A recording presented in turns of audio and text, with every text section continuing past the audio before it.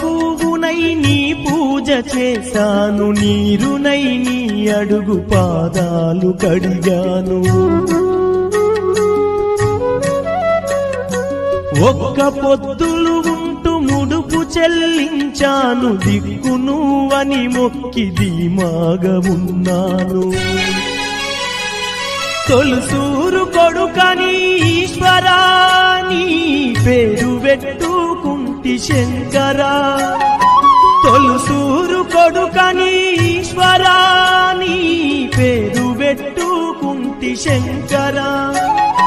అందుకే వేశావయి శిక్షను నా కొడుకుపై నక్సలైటని మచ్చను. రాతి బొమ్మల్లోన కొలువైన శివుడా, రక్తబంధము విలువ నీకు తెలియదురా.